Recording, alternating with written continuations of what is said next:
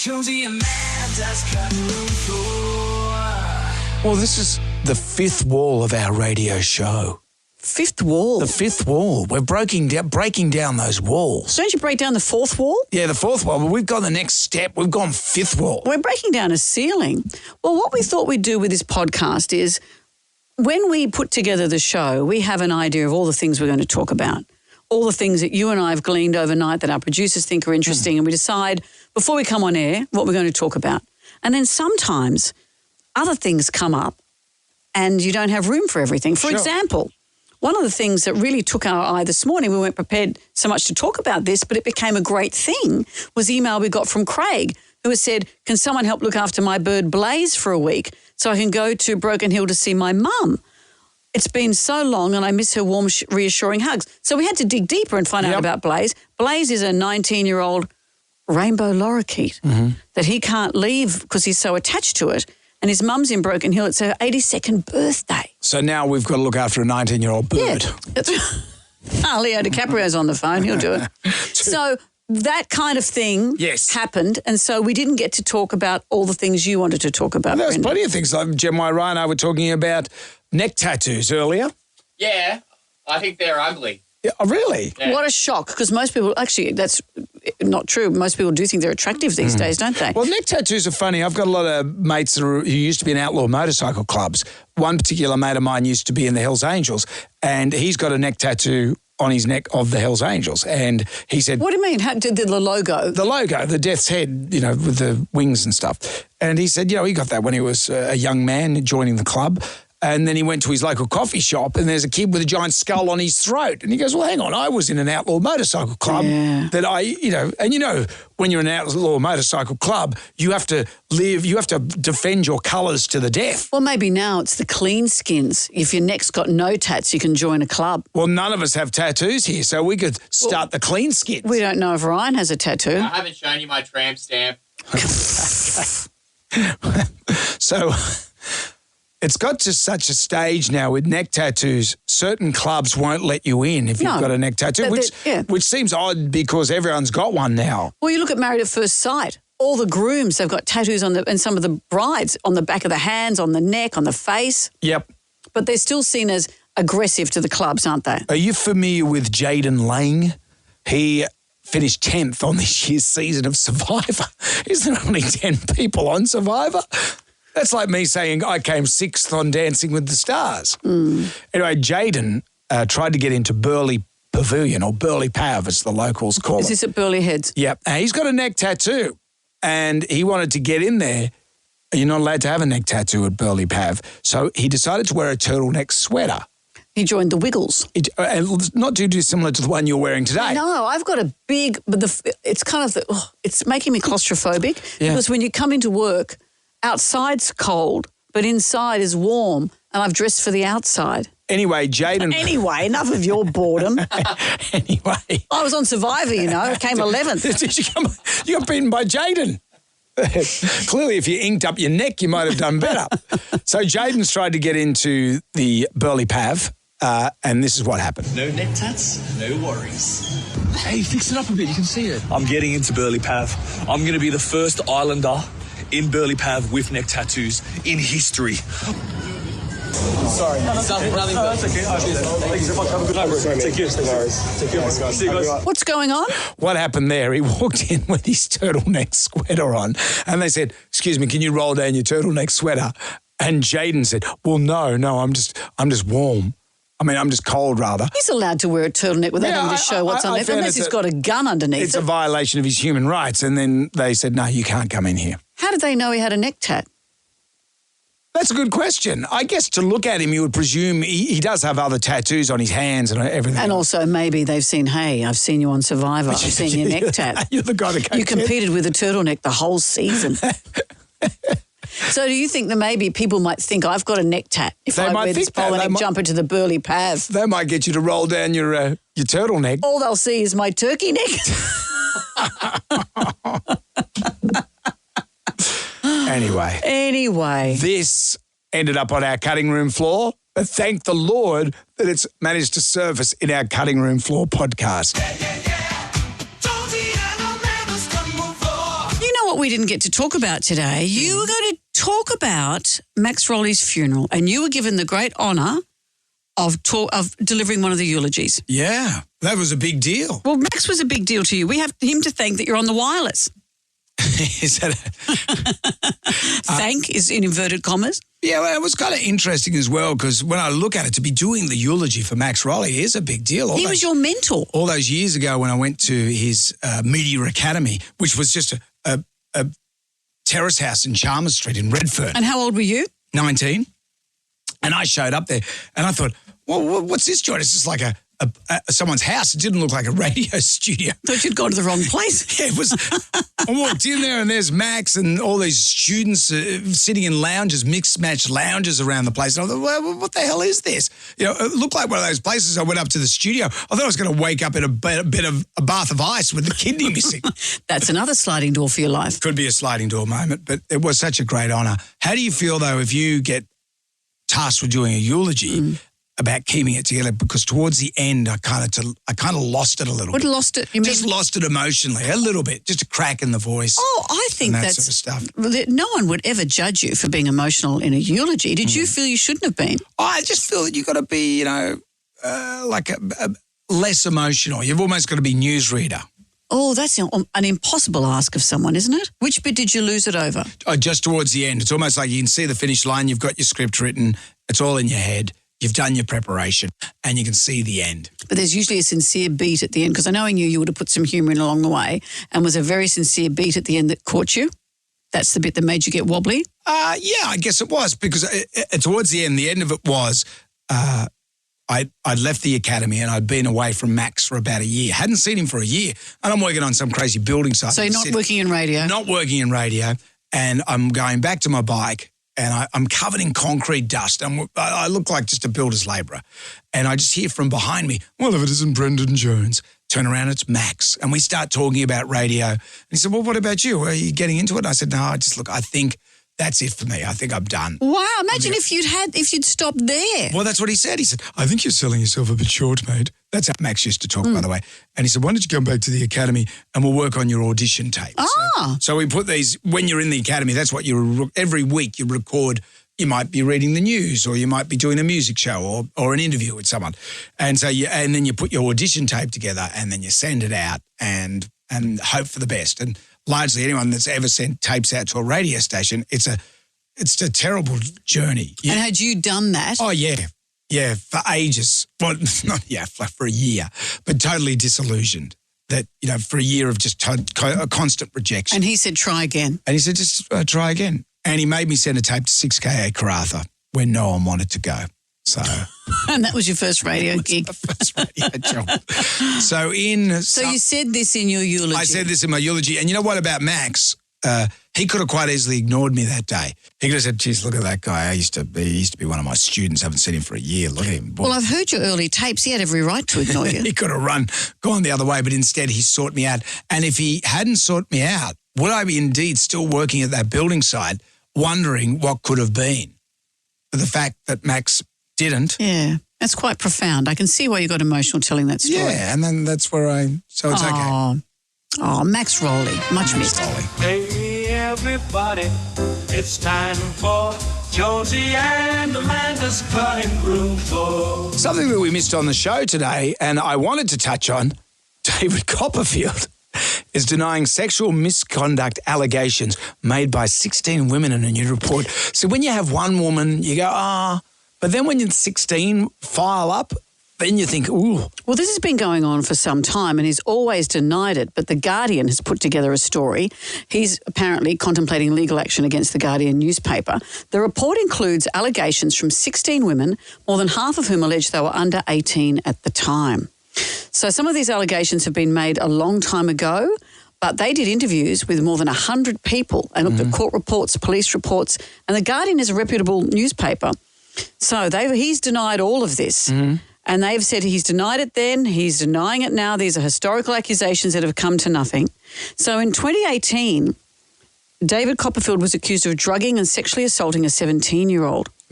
A claim that came hours after he called for people to not quickly judge others during the Me Too movement. So one of his alleged victims saw him make that claim and went, you know what? How about I step forward right now? Okay, David. And in 2007, he was also accused of sexual assault. Charges were never filed and the case was dropped. You don't know what's gone on behind the scenes there. Yeah. But here we are, 16 women, these allegations have dropped. David Copperfield, in case you don't know, is that famous big stage magician. Yeah, he wears puffy shirts. He used to go with Claudia Schiffer.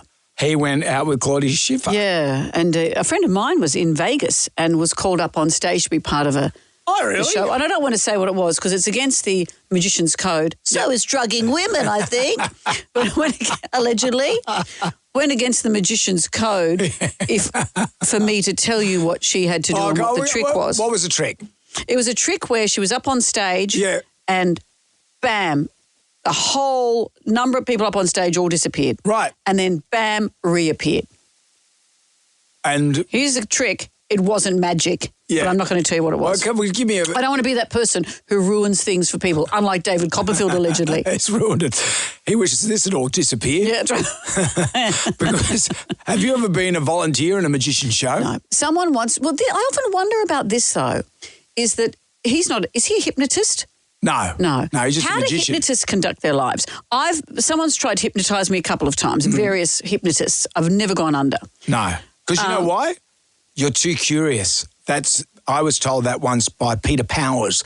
Peter Powers? Peter Powers. You know Peter Powers? Yeah. He looked like the full magician with the mandrake beard, the whole thing. Yeah, and I was also on a show called You're Back in the Room, which is hosted by Daryl Summers, one of my great shows that ended up on my show. Your agent hypnotised you to go on. He did. Anyway, I was talking to the other guy that was on that who wasn't Peter Powers, but they said the same thing because we work in this business. We are naturally inquisitive. We ask too many questions. My mind is always ticking over. Yeah. I tried to go under hypnosis, but Peter Powers said it's not going to happen because you're trying to go under. You have to have a non-inquisitive mind. Well, I've been alongside people on a stage and I've watched them and he says, oh, it's freezing, and I'm watching them shake and I go, are they making this up? But no, they were under. So I wonder, how do hypnotists conduct their personal lives if they have the power to do this to people? Use their powers for good and not evil. What if David really goes home and cuts a woman in half? Yeah. Well, what happens then? Add that to his list of woes. Yeah, you know, allegedly. you're molesting women and now you're chopping them in half. I know. What's it going to be, David? What are you? And you wear Do you those think horrible this conversation will be tallied in court? Well, I hope not. I remember once seeing a magician show, though, as a volunteer, and he was an escape artist. So he went behind a little curtain and the assistant. So what they do is they get the assistant. Don't ruin the secret. I'm going to ruin the secret. It's not right. They wear the high-cut leotard and all that stuff because that takes your focus. It's all about distraction. Yeah. Sleight of hand. So you didn't notice anything? You just looked at the leotard the whole time? But I watched the guy and I was the one to check the padlocks to make sure the tape was on the padlock and I signed my name on the padlock. So anyway, the curtain comes up and I'm looking over the top of the curtain and the assistant's there and I'm looking over the top of the curtain and I clearly see the assistant hand him the key to the padlock and she rips the tape off and unlocks him. But I'm watching this. I'm part of the show. So where do you supposedly think she is during that time? She's there. She's standing. We're above the but what do people in the audience think? Well, they don't see it. It's all sleight of hand. They're looking at the high-cut leotard. But how do they not see her lean over and do that? They don't see it. All they see, she's very good at it, just very sleight of hand. What if they had a fight one day and he had to go into an underwater tank and she hadn't unlocked him? Well, I don't know. But at the time when the magician was out of the keys, he looked at me and went, and gave a wink, and then I was in on the scam. And because I'm a showman, I just went along with it. And they said, Brendan, can you attest that this was your signature? Yes, yes, it was. I was 12 years of age. I could have ruined the whole act there and then. And I was standing, there was a crowd of 1,000 people in front of me. Where were you? At Luna Park, just down here. Wow. Yeah, yep. And I remember it so well. And you had to sign a thing saying that it happened? No, I didn't sign anything. I just signed the masking tape to indicate that the locks hadn't been tampered with, when indeed they had been tampered with. Maybe David Copperfield should have put that same tape over his assistants and not tampered with them. Allegedly. Well, look, this story broke while we were on air today, so obviously be on the news tonight, and you'll hear him say, this is a quote from his people. David will be considering the position of his legal team. They said, The Guardian's characterisation is not who David is. He continues to support anyone who's experienced any form of abuse or discrimination. He's a loving blah, blah, meh, meh, meh. Good. That's what it says, meh, meh. If only he can disappear in a poof. If only. People would pay to see that. Yeah, yeah, yeah, yeah. It's Jonesy and the man that's cutting road for. Are you ready for more? Something we missed today, because we had a lot going on in the show, was this story about a couple flipping a car whilst having a bit of a smooch while driving. I'll ask you this question first. When you were driving with Harley, do you have a little bit of a kissy-kissy at the traffic lights? Never. Do you and Helen?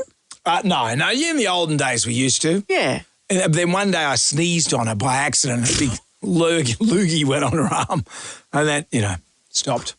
Were you actually driving? Yeah, we're driving. Or were you parking? No, we were driving. And I went, and a big, like a fair big, came out and landed on her wrist. It's got to be really early days where you kiss at the traffic lights. Come on. Do people do that? Sometimes you see a couple having a little bit of a peck at the lights. Harley has always taken his driving so seriously because he used to race motor cars, and so he always says, this is the time of the day where something can kill you. Said, well, it won't come from my germs because you never come near me in the car. Have you tried to entice him with anything? Oh, yeah, with my halitosis. I drive a Mitsubishi halitosis. Well, anyway. What's happened to this couple? This Adelaide couple, a 25-year-old female driver, was travelling with her 18-year-old boyfriend. Sexy, yeah. She decided to change the music. She was flicking over probably to listen to this podcast of us. While she was doing that, her passenger has leaned in for a bit of a kissy-kissy. Then what's happened, the car has flipped over and rolled. So now they've been fined for negligent driving. They're uninjured, which was good, but nonetheless, it's negligent driving. They'll have a story to tell for the rest of their lives. Yeah. Well, particularly if, for example, I remember seeing a movie many years ago. I forgot what it was called, Car Trouble or something. And the guy is having it off with a girl in the car. But it's parked, surely. Parked. And so it's full, she's on top of him. Kissy. She's on top of him. He knocks it out of gear in the passion and the car starts rolling down the hill. She has this involuntary reaction where her cervix seizes onto the man's penis. Are these all car names? They're trapped. They're stuck together. It's a movie. It's a movie. Yeah, it's not a documentary. No, it's a movie. I'm sure it was called Car Trouble. But then all the, because they're stuck. The jaws of life would have had to come and cut them out. Well, they were parking in a sort of a nature area, and the car has rolled down the grassy hill. With them still attached. Still attached, and they're in a ditch, and then people have run down, what's going on? And I think, it's a bad time to be having it off, people, and say, I can't help it. And she's on top of him, and they can't, I think they have to give her a muscle relaxant or something like that. That's a date that you'll never forget. That's what he said.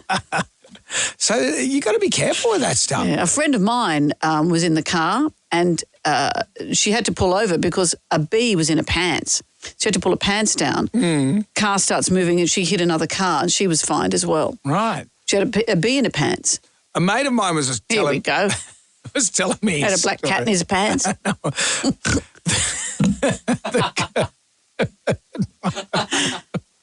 A girl he was going out with, they were driving their car and she decided to give him a bit of oral pleasure. No, just because this is a podcast doesn't mean you can be rude. I'm sure you could say oral pleasure. Anyway, he's gone, this is fair enough. So as he's driving along, he's gone under a sign that said, cover your load. That's what he said. These are one of those stories you just talk about at the pub. And he said, I said, what did you think? And he said, I started to laugh and then she stopped. And he was trying to explain the sign. And she says, well, no, you're not getting it now. Is this person you? You seem to have a lot of detail. These are the stories we talk about when we're in the pub. But I always thought if you are having an amorous thing in a car. Check your handbrake and your cervix. But if you're having an amorous thing in the car, you should know this, that it's actually, it's part of neg driving. It's illegal. Even if your car doesn't smash into something else. Yeah, so if the coppers pull you up and you're receiving... But even if you're parked, or you mean when you're driving? I don't know. Is it illegal? It's probably if you're indecent. parked? It's probably indecency. I think it's because you're not allowed just to have sex outside. You can't. No, do you that. learnt that. You've got to have it inside. That's what you got to do. Can we end this conversation now? Well, just be mindful. Please everyone, just be mindful of everything. It can happen in a blink of the eye out on the highways and byways of the... Stop talking. I'm going home.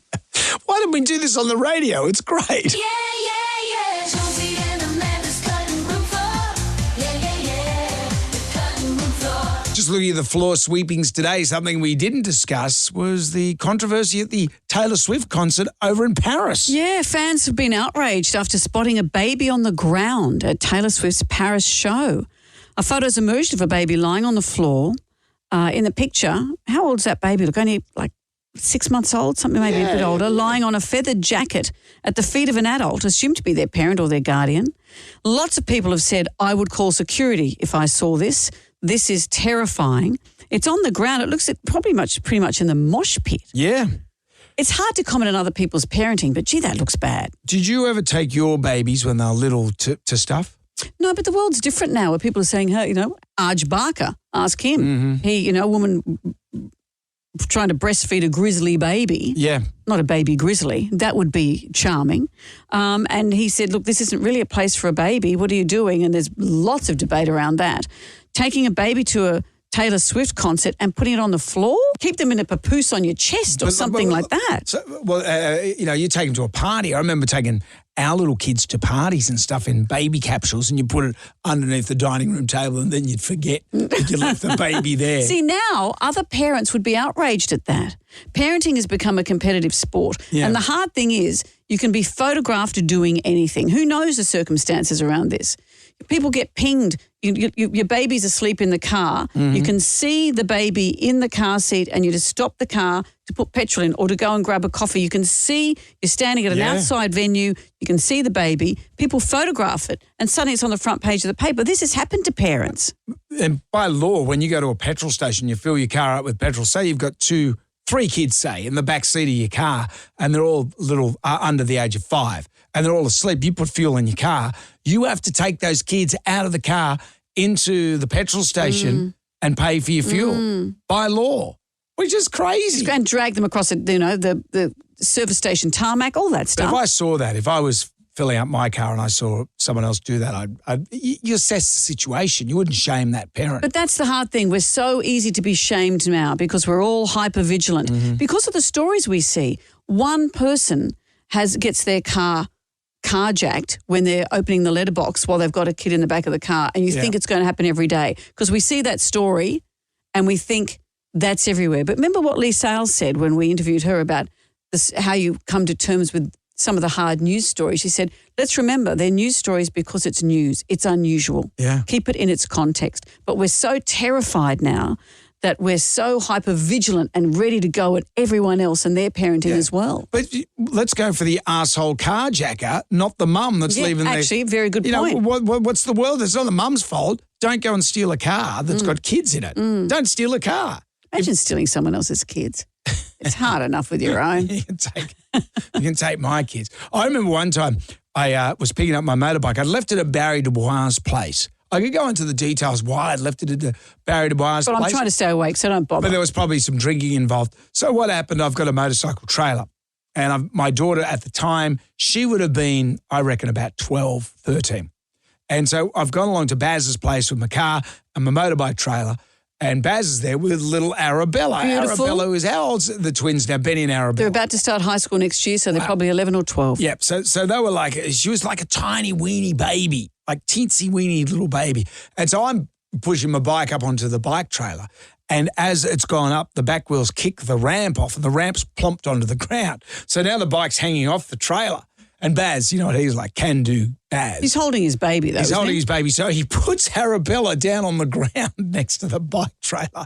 And he's going, here you go, Jonesy, no worries. And I'm yelling out to Romney, who was a teenager at the time, Romney, for God's sake, pick that child up. I don't know what to do. Pick the child up. Don't leave it near the trailer. You know who I hope doesn't hear this story is Arabella's mother.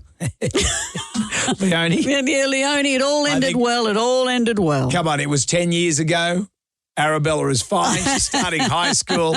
Everything's going to be okay. Oh, take a deep breath. But I think in summary, if you see something like that, just assess the situation before you start filming it and shaming that person. Yeah. And if you're an arsehole car thief, don't steal a car. Yeah. Go and do something good with your life. Yeah. And how about we're not so hyper vigilant about everyone else's parenting? Yeah. Shoot the car thieves, not the mum.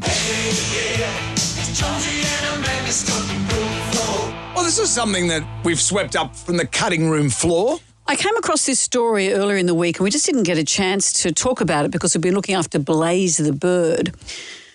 This is interesting that Americans have only just learned about the Australian game Goon of Fortune, and it was been written about in the American magazine Food and Wine. Oh, yeah. That has an explanation of how to play, as they say, the sacred Aussie drinking game Goon of Fortune. Here's what they have said about the rules. The rules are simple. Attach a wine bag to one of the prongs of the Hills Hoist clothesline. A large group of people, ideally 8 to 12, stands in a circle around the Hills Hoist. Sounds like druids. Someone spins the Hills Hoist, and whoever is closest to the goon once it stops moving must take a drink directly from its spout. This is revolutionary to them. They've never heard of this. They've never heard the term goon bag. They've never, well, I'm sure they've got their own backyard alcoholism. Yeah. But still, this features a Hills Hoist. Yeah. Do Americans even have a Hills Hoist? No, a Hills Hoist is an Australian invention. How do they dry their clothes then? Well, I guess you can have a clothesline that's not a Hills Hoist. Yeah, I guess so. But there's a Hills Hoist as we know it, the round one. Yeah. I guess they have those crazy pull-out ones or the Yeah. ones that come out from the Well, side they of put the... everything in the dryer. Do you know Americans don't know what a kettle is? Really? They never boil the kettle to make a cup of tea or coffee. They make it in the microwave. That's weird, isn't it, when you discover that they don't have a kettle? That is weird. Yeah. Have you ever played Goon of Fortune? No, have you? I have once, but it just didn't work. There wasn't enough people playing. You on your own. And it would never come round to the person. You know, it would keep Right. the Hills Hoist was such that it would end up opposite. There was only 3 of us playing. Oh, okay. So it'd end up... Yeah, no, you need to have a number of players so that it will invariably stop near someone. Yeah. The Americans apparently have a game that they said, oh, this is like, we've got that. What have they called Slap the Bag. Right. But that's what that is. Slap the Bag consists of drinking from a goon bag, but then just slapping it when you're done. That's not the same. But what about this? This is what Americans do that is so weird. This country singer, Ali Walker, she did this recently. You know how we have a shoey where you pour, is it usually beer, isn't it? Yeah. Or champagne if you're a Formula One star. Yeah, well, into Daniel it. Ricciardo started it. Yeah. He got Patrick Stewart to do a shoey. Shoeys have been Patrick around. Stewart, the actor. Patrick Stewart, the actor, did a shoey with... I'm not making this up. Daniel Ricciardo encouraged him to do a shoey in front of the crowd. How weird. This is an Australian thing, though, isn't it? You pour It is. alcohol into Yeah. into your dirty shoe, into your sweaty, dirty shoe and drink it. Well, what about this? This is another step. This is an American thing. This is where, and this woman did it, you pour a beer, not into a shoe, but into the mouth of a catfish. They do this in Nashville, and then you pour that down your throat. Oh. You pour a can of Budweiser down the neck of the dead catfish, and then you pour the soiled contents down your own throat. Oh, it might actually make Budweiser taste good. Well, the tradition began apparently when the Detroit Red Wings used to throw an octopus, there's an ice hockey team, onto the ice to symbolise the fact the team needed 8 playoffs Yeah. to win the Stanley Cup. So then the tradition of throwing a catfish on ice, which means maybe you only have to win once, onto the ice. And then this then became a semi-regular ritual where you'd pour beer down a catfish and drink it out. It's interesting now, traditions with drinking. What about the yard glass? And I bring this up because your son's 21st is this weekend. There's not going to be a yard glass. Yard glass. I remember years ago when I used to be weddings, parties, anything DJ man, I was doing a 21st for a young man called Darren, and they brought out half a yard glass for him to scull. I don't think Was Darren... it a full yard glass or did they only half. fill a half one up? No, it was a half. It was a junior burger yard glass Right. specifically blown by the glass blowers that made it. Thank you. Well, you know. Okay, thanks for the detail. Anyway, he didn't have... I don't think Darren was very popular because there wasn't many mates at his party. So he's gone and sculled the half a yard glass. And while I was down there going for my records, to put the happy birthday song on, I hear this crowd yelling out loudly. Seems that Darren has projectile vomited all over the only person from his work that showed up. Oh, no. So it was all potato, bacon, lamb. Oh, no. And half Lamb a on litre a spit. That's the 21st. half a litre of KB. I found a photo from my own 21st that I sent to Jack saying, look at my shindig. It's a photo of me just wearing normal clothes. I don't even think I was dressed up. I don't think I was wearing makeup. My mum, who was only in her 40s, is standing next to me looking. She'd made her own outfit, I think, from a butterick pattern. Yeah. So these two shapeless women just standing there, and I'm cutting a key-shaped cake. And I look at 100 people that are coming to the pub tonight for Jack's birthday. You know, I've got to put my credit card down on the bar and off we go. Yeah. It's a different world, isn't it? Well, how about you just give that credit card to me and I'll look after it for you? Oh, that would be so generous, Brendan. I should get Jack to drink out of a catfish. He's been catfished. It's Jonesy and Amanda's cutting room floor. Okay, kids, that's it for today. Come back tomorrow for more Jonesy and Amanda's cutting room floor.